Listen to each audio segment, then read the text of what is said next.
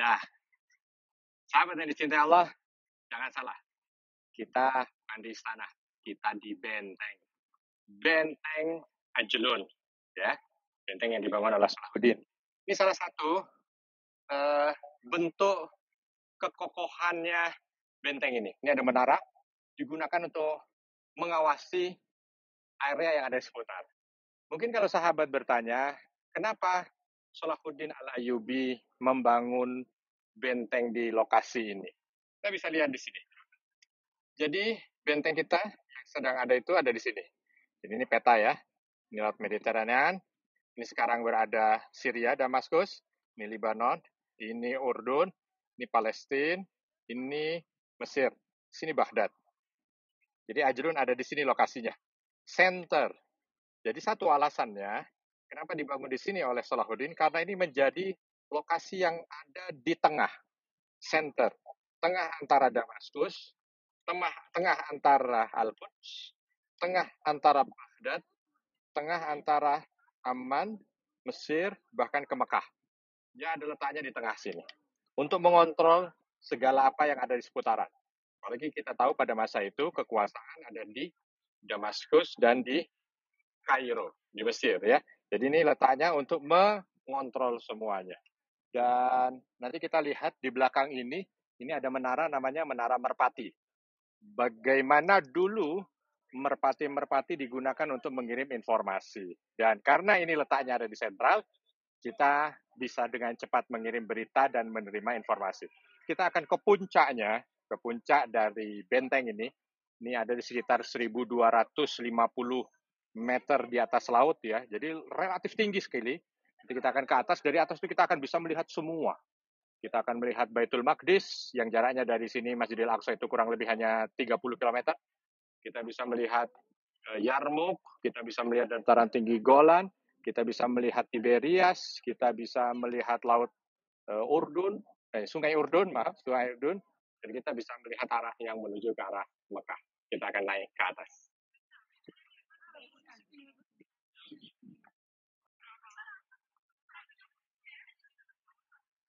Ya, sahabat yang dicintai Allah, ini adalah peta di mana bahwa ketika kita berada di atas ini, kita akan bisa melihat secara keseluruhan. Kalau kita menghadap ke arah barat sana, maka kita akan melihat Jordan Valley, kita akan melihat Jenin, ya, Jenin itu Jordan lembah Jordan ya, Jordan, Jenin, Nablus, dan Aqsa, Masjidil Aqsa ke sana, ke arah sana lah, Masya Allah. Ini Masjidil Aqsa. Lalu kalau kita arah ke sana, ya berarti arahnya ke arah utara, itu ada Damaskus, lalu sampai ke bagian-bagian utara dari Syam. Nah, kalau ke Ka'bah arahnya ke sana.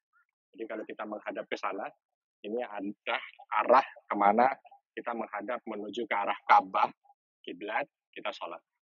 Nah, yang Masya Allah ini, ketika saya berada di atas sini ini, baru betul-betul merasakan benar juga kalau Salahuddin kala itu membangun benteng ini dalam rangka untuk membebaskan Masjidil Aqsa.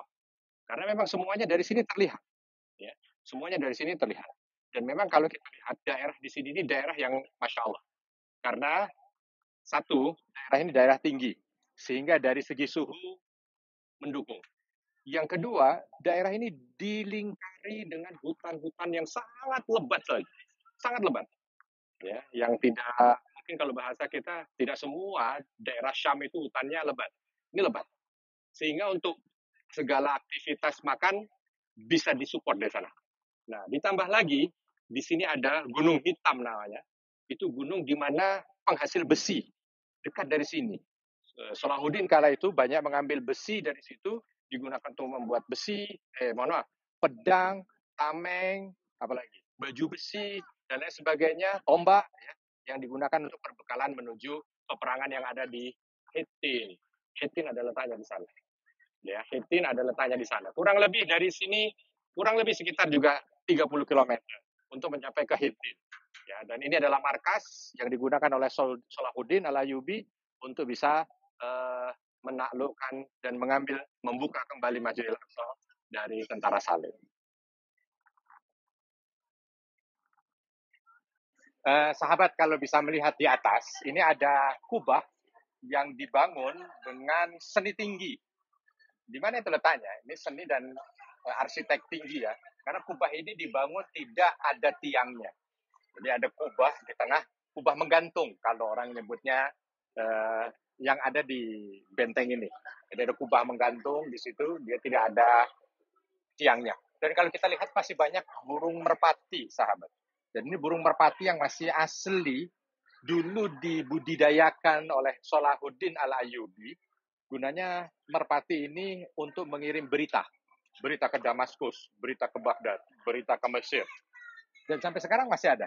Karena di sini ada tempat yang digunakan, di dalam sini, digunakan untuk mengembangbiakan merpati dan mengirim dan menerima berita. Kalau kita ke atas, ini bahagian di mana dulu dibangun untuk musola. Jadi yang ada di musola ini, karena yang bisa tinggal di benteng ini, itu bukan hanya 100-200 sahabat, ribuan prajurit yang bisa tinggal di sini. Nah, ini tempat sholatnya ada di sini. Ya. Jadi kalau di sini tulisannya ada qa'at musola al-qal'ah. Ini bentuk musolanya seperti ini sahabat. Ini Masya Allah ya. Nyaman sekali memang, luar biasa. Alhamdulillah. Dan ini tempat wudhu. Ini tempat wudhu yang usianya sudah dari 1200. Berarti kurang lebih berapa sahabat? 820-an tahun. Tempat wudhu ini. Masya Allah. Tapi kalau namanya tempat wudhu, walaupun tua, berkah aja ya. Rasanya itu damai. Nah, kalau boleh, saya ingin menjelaskan ke sahabat juga. Di sini, benteng ini ada 4 pertahanan. 4 pertahanan. Pertahanan yang pertama, kalau kita lihat dari sini, itu akan kelihatan di bawah bahwa benteng ini dilingkungi oleh khandak, oleh parit, ya, sehingga musuh tidak bisa mudah masuk ke sini, walaupun dengan kuda, karena lebarnya juga luar biasa ya, mungkin 20 meter, dalamnya 20 meter.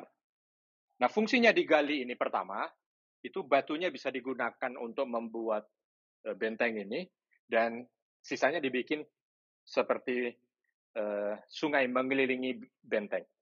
Nah, terus ada satu pintu saja untuk masuk ke dalam benteng ini. Dan pintu itu bisa dinaik dan diturunkan. Ini pertahanan kedua. Jadi ketika nanti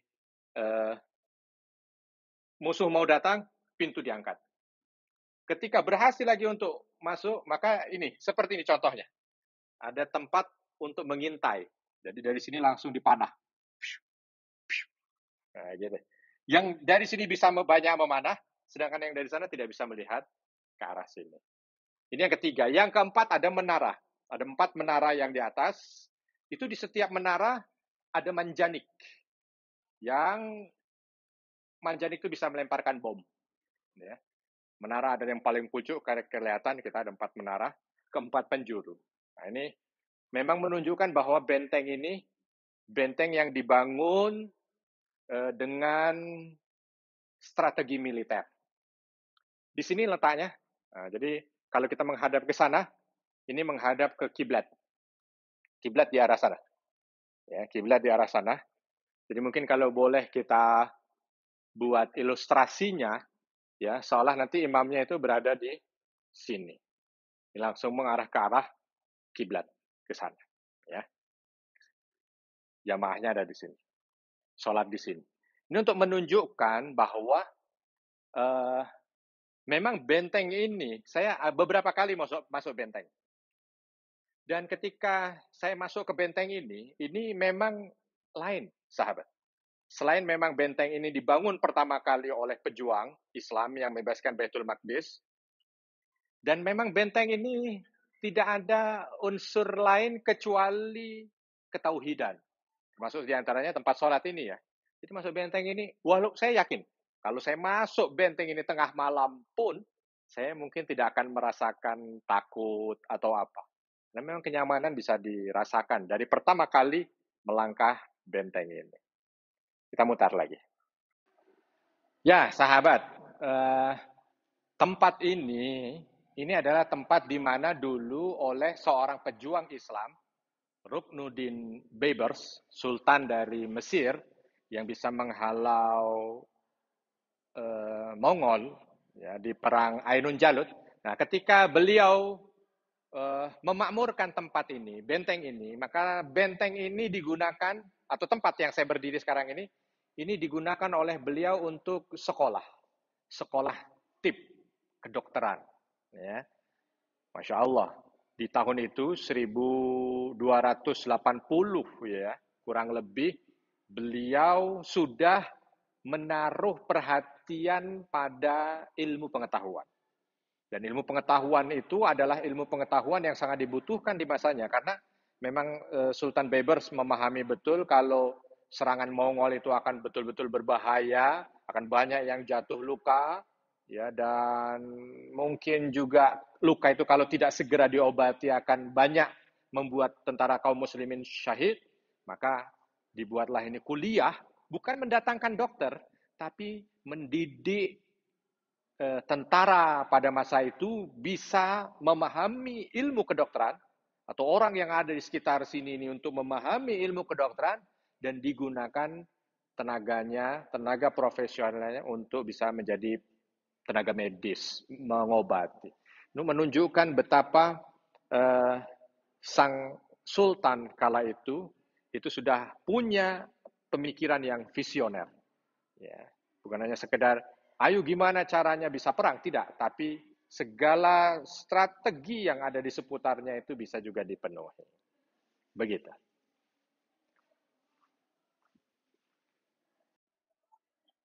Ya, sahabat yang dicinta Allah, eh, ini jalan rahasia. Nah, jadi kalau dulu zaman Salahuddin ketika membangun eh, benteng ini, beliau membuat jalur rahasia. Nah, jalur rahasia ini ketika musuh mungkin sudah sampai ke sini, maka ini dibuka untuk masuk ke sini. Ini akan ada lingkaran begitu sampai bisa keluar. Keluarnya bukan hanya di dekat benteng saja, tidak, tapi keluarnya jauh dari benteng, lewat di sini. Sayang saya nggak bisa masuk karena digembok ya. Dan di antara bentuk pertahanannya juga, ini di sini ada model seperti ini. Kalau sahabat lihat, ini biasanya kalau sini sudah dikuasai oleh musuh, maka nanti di sini akan ada turun magma api, besi, api panas itu. Ya, besi panas yang kayak api turun ke sini sehingga nanti bisa langsung ke sana. Karena ini bentuknya ke sana itu langsung ke bawah ya. Jadi kita lihat di sini memang betul-betul benteng ini dibangun secara militer ya. Strategi militernya luar biasa. Bukan hanya untuk menghalau musuh ketika berada di luar dan ingin masuk ke dalam benteng, tidak. Tapi ketika musuh itu sudah masuk ke dalam benteng pun, dia tetap akan mendapatkan perlawanan.